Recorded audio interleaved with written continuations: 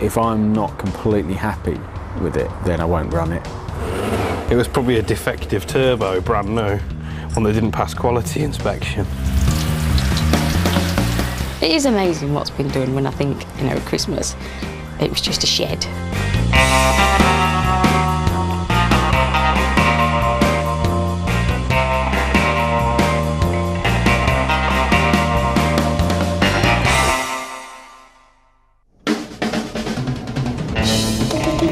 Split-screen campervan president Nigel Isted is nearing an important deadline. He spent the last 5 months restoring his 65 Devon camper Dipsy, and he's only got a week to get it ready for his club's AGM.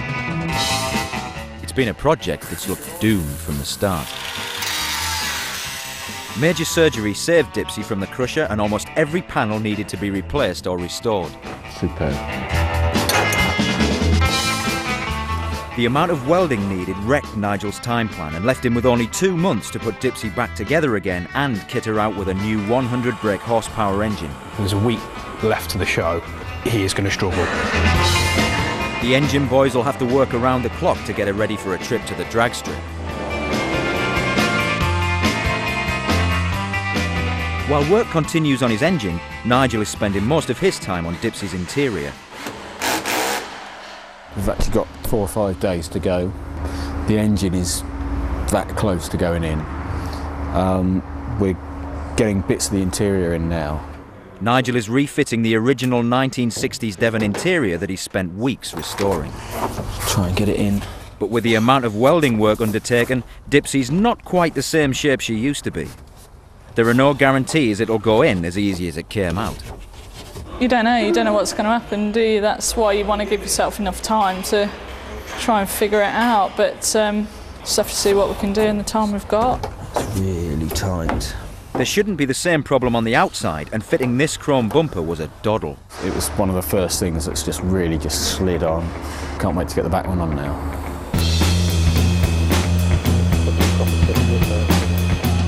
Engine boys Connor and Matt have built Dipsy a VW-based 1.9 litre air-cooled engine. It's been based around a turbo Nigel sourced on the internet, but it's not one the lads would have recommended. Here's the engine all finished now. All the link pipes on, the turbo and the air filter. Got the injectors in and the fuel pipes are on. The belt's on now. It's pretty much all the way ready to go in the bus now, so we can plumb her up, get the oil lines on and get it ready to run.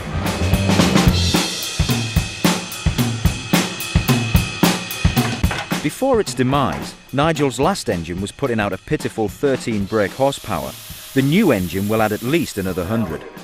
He's hoping Dipsy will then be capable of covering the quarter-mile strip at Santa Pod in under 18 seconds, which will get him into an elite club known as the BWA, Buses with Attitude. At this point, we've only got 5 days until I'm supposed to be taking it down the strip. If I'm not completely happy with it, then I won't run it. I'm just going to put the 4 engine bolts in. There's only 4 bolts, hold a Volkswagen engine in. So it's quite simple. Because obviously all the brakes are completely untested, the suspension's all untested. The vast majority of it is new to this bus. It's never been run before. The main thing that we've lost in all this is the shakedown time. There's a time to just take the bus out, get some miles on it, get a feel for bits and pieces and put them right. Looks good. Despite being a custom build, this engine won't need specialist oil or fuel, and Nigel should be able to service it himself. Chill out, I'm filling oil. What I'm going to do in a minute is crank the engine over with no spark plugs, nothing connected, and it spin over nice and free, and crank for oil pressure. And what it does, it pumps oil around the system, pressurises, and the oil light should go out. Right, spin it over and see what happens. This engine is fuel injected, so a few standard procedures must take place. If it was a carburetted vehicle, we'd be minutes away from firing up. Start! Because it's a fuel injection vehicle, we actually have to sit down in front of the laptop and actually work out what's going on with the fueling before we even start. But it's still a big tick in the box on the road to getting it running and back on the road. Start! Here we go. It's been a long day, and it looks like Dipsy will get a night's sleep before she's fired up for the first time. It's late now, we're going to knock it on the head. If all goes well, tomorrow should be pretty much the last day here.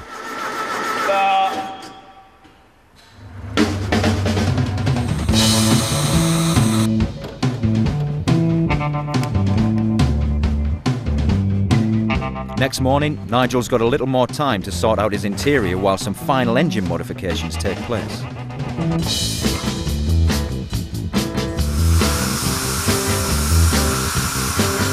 Connor is cutting a hole in the tailpipe so a sensor that measures exhaust gas can be fitted.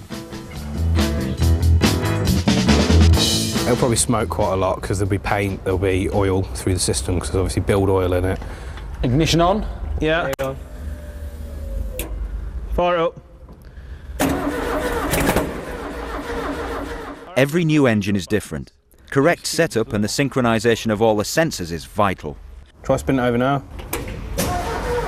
Being fuel injected, the ignition timing needs to be altered on the laptop because it doesn't have a distributor. Try that, Nigel. With the amount of variables involved, it's a process that can take 5 minutes or 5 hours. With the luck Nigel's been having, he could be in for another long day. Stop.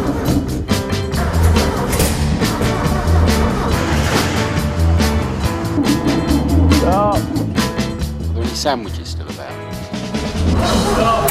Well, what did we do yesterday? We did 7:30 till 1:30 in the morning.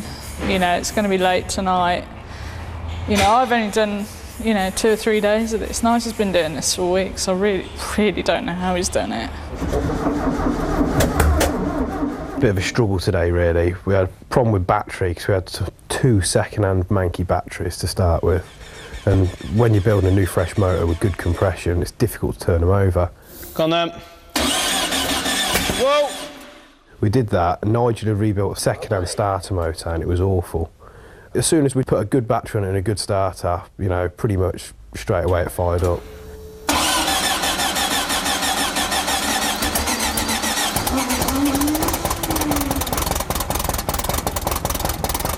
It's been a hard, long night, but it should be sorted now. And tomorrow we can get it running, finish the cam and get it dynoed. That's running. Times when you just thought, it's just, we're going to have got this far and it's just never going to run. There's going to be something about it that it's never going to run. When it burst into life, it's like, that's an engine and that's in my bus. We're going to really miss it. That was so sincere. Let's go! Next morning, the engine seems to be firing and running well. But it's not long before disaster strikes. The new turbo is dropping oil and will have to be whipped out for a quick post-mortem. Look there. Running a chemical solution through the unit soon highlights the problem. It's a dud. If you look just in there, in that gap, it was probably a defective turbo, brand new, one that didn't pass quality inspection. Yeah. Even though it was in the manufacturer's box, all sealed up, the only thing that would have been missing from that would have been the return materials advice red label. Take the red label off, and it's a beautiful brand new turbo in a box. But it's not, it's a defective turbo.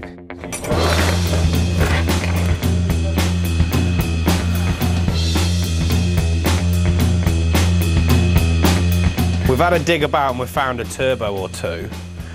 So it's just a case of finding one that we can fit in the same hole as that silly little thing. We're going to have to chop the exhaust about, change the oil drain, change the oil feed, change the intake. A lot of work that they've done already, they're having to redo just to get the new turbo to fit.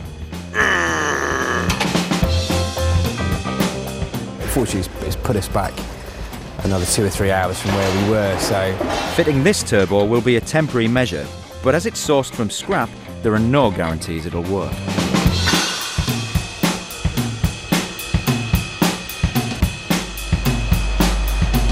Ignition on, please. With the new turbo in place and all the necessary modifications made, Dipsy finally gets to stretch her legs.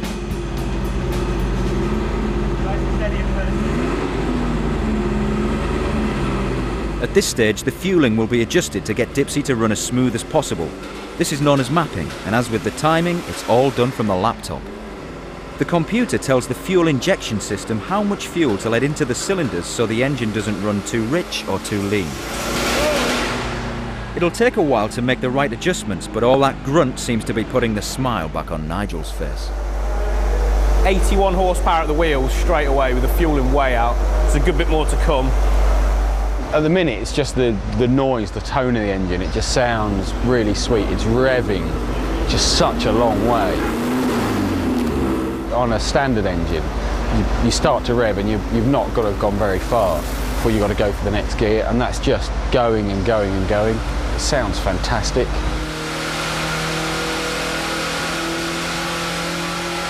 Unfortunately, it's not long before Nigel's joy is once again cut short.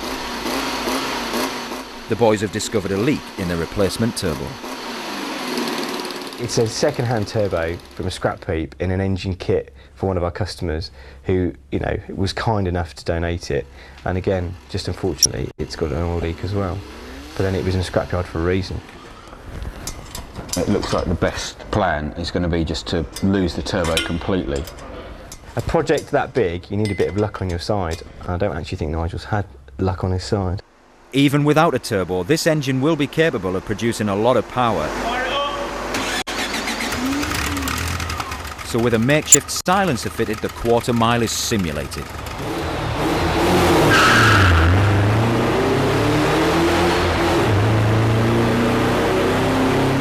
It's making 55 brake horsepower in second, which is bang on where we would expect for that size motor. The turbo will double that, so 55 will become on 10 and will be bang on. It's just unfortunate that we don't have a working turbo to make it bang on. It's now a day before his club's AGM and 2 days before the drag race. Nigel's got some big decisions to make.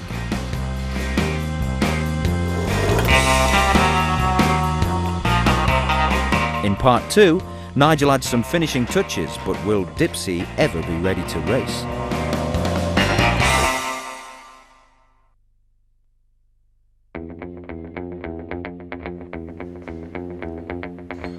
It was never going to be easy, and for Nigel Eisted, time may have finally run out. A project that big, you need a bit of luck on your side. Last-minute turbo trouble means he and his 65 Devon split Dipsy may miss his club's AGM and a scheduled run on the drag strip. I don't actually think Nigel's had luck on his side. Dipsy's been given plenty of grunt, but without a turbo she will struggle to achieve a fast time at Santa Pod. If she doesn't run the quarter mile in under 18 seconds, the project will be deemed a failure. A shattered Nigel and his partner Nikki have come to a big decision. I'd budgeted a fortnight from getting the engine back to doing the run, which was a week of just driving it about and then a full week off to do anything that needed doing on it. So going from 2 weeks to 2 days, really, it's just not enough time. So for now, the drag run must be put on hold. To be taking it down the strip, I think it needs to we need to be confident that it's safe. And Nigel isn't confident, so I'm not confident.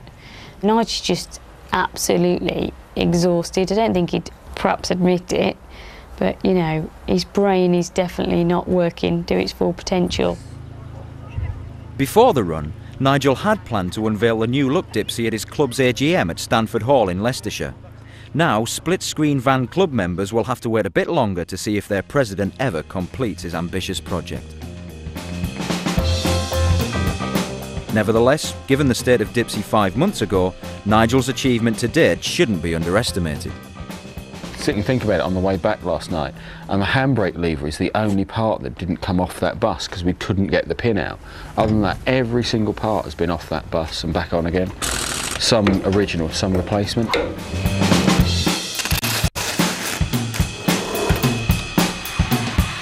Undeterred, Nigel has set himself a new deadline. He now plans to get Dipsy ready for the UK's biggest VW event, Bug Jam.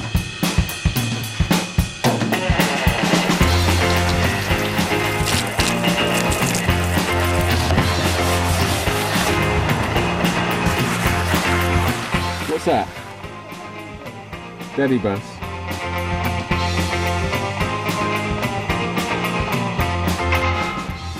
So in total, it's taken Nigel just 7 months to transform Dipsy from a scruffy old mongrel to top dog.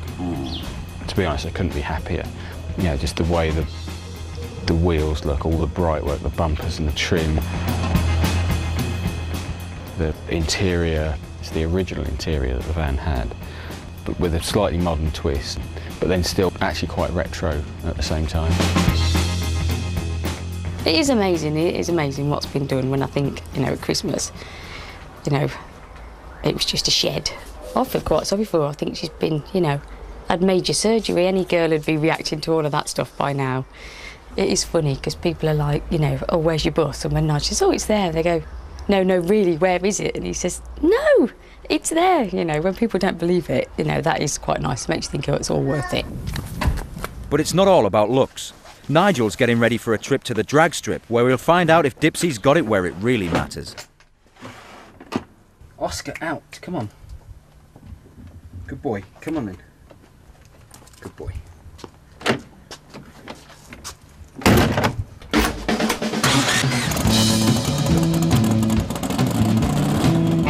The past month has provided Nigel with plenty of shakedown time, and the checks and adjustments he's made have boosted his confidence before the run. There is no comparison. They are like different buses. The engine, the gearbox, the running gear, the suspension. Basically, I'm just learning what the new Dipsy is like and what she's all about.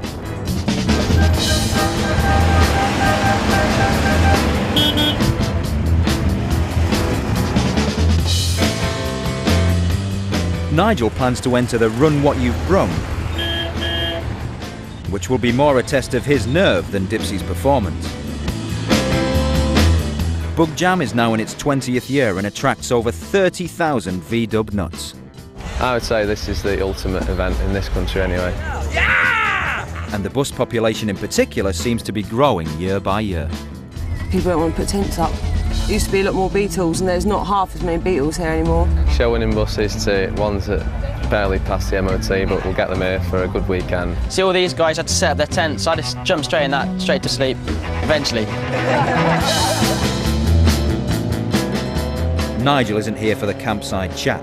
He's here to put Dipsy through her paces, and she's certainly attracting some attention in the pits.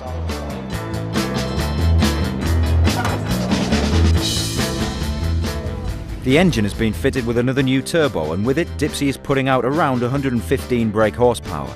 You want to get some 11s in there. But Nigel's going to need a few tips if he's to make full use of all that power. You're learning all the time. Every day's a school day. Every day's a school day. You've got to remember, the guy's never been on a track before in his life. It's a Hovis loaf, isn't it? It's all the wind resistance in the world. You've got to kind of be an animal with it. You've got to, really bang through the gears. If you drive it like a granny, you're just going to lose time. It'll come. It's practice makes perfect.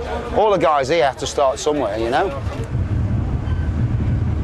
I wouldn't say I'm nervous. I'm confident that the vehicle can do the time. What I'm actually most apprehensive about is, after all this, getting it so that it's finished and then me totaling it.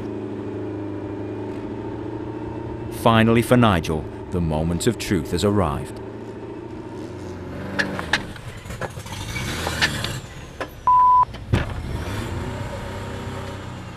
He's had a nightmare. His boot has flipped open just at the worst possible moment. And the Santa Pod crowd are lending their full vocal support.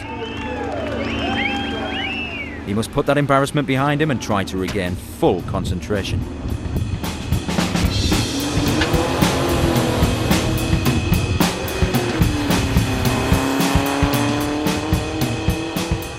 In the UK, the quickest bus has done the run in around 13 seconds, which is as quick as a Ferrari.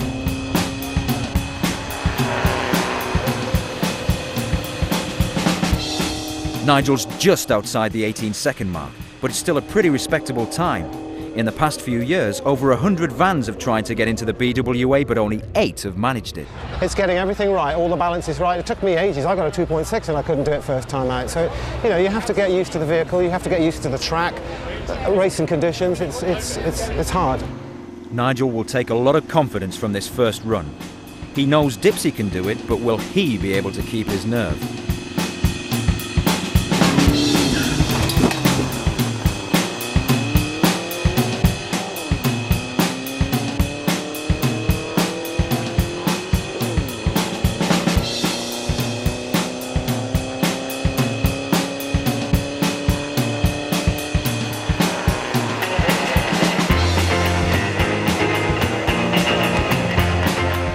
done it in 17.6 seconds, averaging around 76 miles per hour.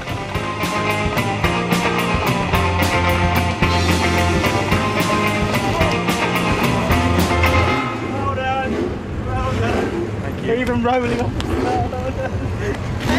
Well done, fella. Well done. That was really good. Second run, I've broken what we hoped to break, which we always knew it would, but you know, I've done it. Dipsy can now be called a fully fledged bus with attitude. Well, first things first is congratulations, Nigel. Well done. I know it's been a long and tough old road, but that's the idea, you see. Everybody thinks that a sub 18 seconds in a bus is, you know, like, what's the big deal? There are guys out there with 2.2s who cannot get below 20s. Well done. Good, nice one. Good one. Thank you. Cheers, mate. All right, mate. Hey. Nigel had hoped to get a few more runs in that weekend, but the worst storm in the event's 20-year history put a stop to that. If ever there was a time to have a camper van, this was it.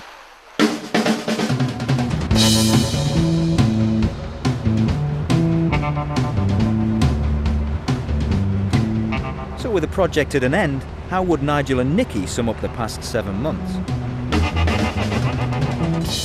A nightmare, I think. Say, torture.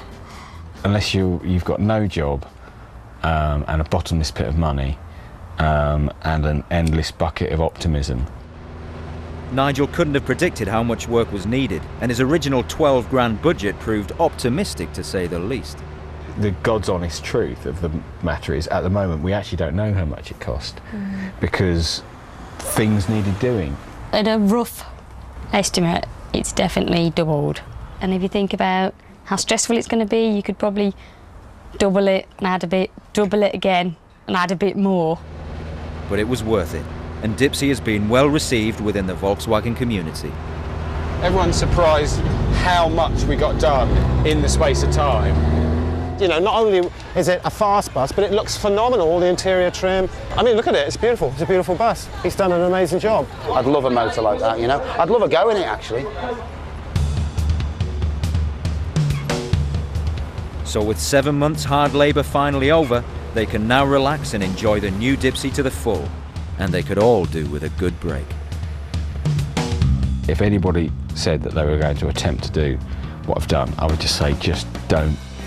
Just don't.